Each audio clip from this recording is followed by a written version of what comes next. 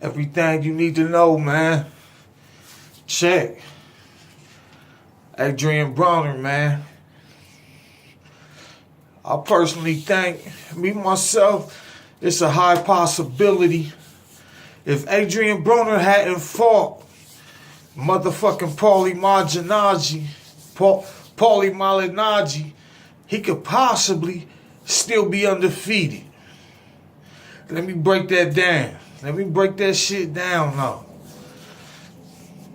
Going up to fight Paulie and I guess cherry picking that motherfucker belt that Paulie had at the time at 47. Man, that shit was fool's gold, man. That shit was completely fool's gold. And by him winning that fight, close fight, by him winning that, it kind of gave him and his handlers, Al Heyman and all them, kind of gave them the mindset maybe he could fight at 147 already and rush him along up to that 147. Making the Madonna fight and then going on making the motherfucking Porter fight. So that's why I think it's a good possibility if he hadn't fought Paulie and cherry picked for that belt, Adrien could still be motherfucking undefeated, man. That's real shit. He could still be motherfucking undefeated. Real shit. Shit, because once he won that belt, then Al them, shit, they had a good motherfucking, they were like, shit, well, let's put him in there with somebody a little tougher. You know, hit harder. Madonna. He's more skilled than Madonna. You feel me? Skill-wise, they probably thought he was this is a good fight for Adrien. He's more skilled than the guy. It's a good chance he might could beat Madonna. You know? But that was all fool's gold off the motherfucking Paulie shit. Even though Paulie can't punch. You feel me? I think Paulie landed more punches than it was a close fight. You know, some people said Paulie won the motherfucking fight. But shit, I think it's a good chance Adrien could still be undefeated or maybe possibly with just one loss, maybe. You feel me? Because I felt at that time, if he had moved up to 140, it really wasn't nobody there, maybe a Victor Postal. I don't think Terrence Crawford yet moved up to the motherfucking 140. You feel me? So it's a good chance Adrien could have hid out at that 140 division for a minute before going to 47 and shit.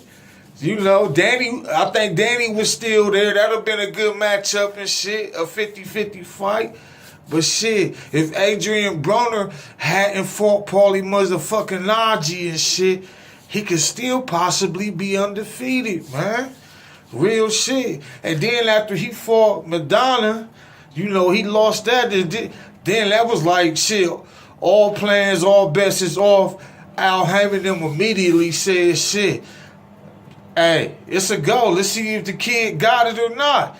That's when they threw him in with Ken Porter and shit. They threw him in with Kenny Porter's son, Sean Porter and shit. You feel me? And he was stopped. So I think that was just like, yo, he ain't gonna be the next big thing, man. You know, by him going up and fighting Paulie for that belt, he should have never opened that motherfucking Pandora's box. You feel me? Like I said, if he hadn't fought Paulie, man, it's a good possibility he could still be undefeated, man, and maybe soothing his way into that 47 division and shit. You know, fighting lower class niggas and shit, as Danny Garcia been doing, man. You feel me? Shit like that, man.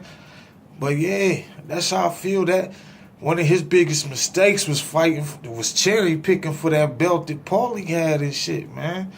That was one of his biggest mistakes.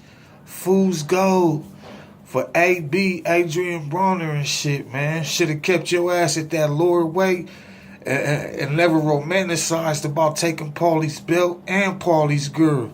You feel me? Shit, man. That's real talk, man. His shit, he could have, like I said, he could have hid out at that 140 division for a minute. You feel me? Maybe picked up a belt. Shit, but Terrence Crawford was on his ass though, so I don't know how long he could have hid there. Shit. Not saying that he would even had a belt there, but he could have hid there, but you know, shit. And by the time they was forcing him to fight for a belt at 140, maybe that nigga could have been, maybe he could have been tiptoeing up to 47 to fight a lot of less fighters and shit, less known fighters, or maybe taking some little easy 147 fighters and shit, taking them on and shit. But I do think him going after Paulie's belt, that was fucking fool's gold, man. That just opened the floodgates for niggas to want to see, yo, is he really the next nigga? Is he really the next nigga? Well, let's find out. Throw him in there with Madonna. Throw him in there with Sean Porter. You feel me? Shit, that opened that box up, man. Shit, nigga tried to cherry pick that motherfucking Paulie belt, and that's what happened. You feel me? He could still be motherfucking undefeated, possibly with just maybe one loss. You feel me? Maybe that coming from a Victor Postal. Maybe he probably could have beat Postal, but maybe that one loss could have been a Crawford. You feel me? Maybe, but I think they could have ducked and dodged that nigga the way everybody duck seasoning. They putting duck season on that motherfucking dinner and shit. You feel me? That duck seasoning.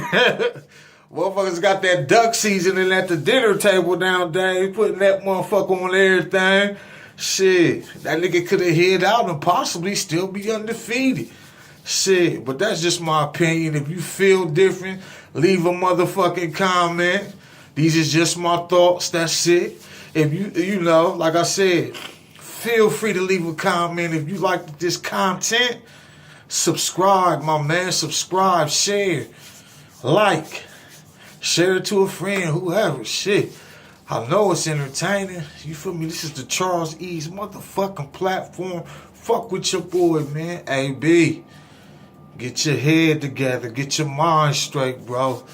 It's fight week, my nigga. Let's do it. Peace.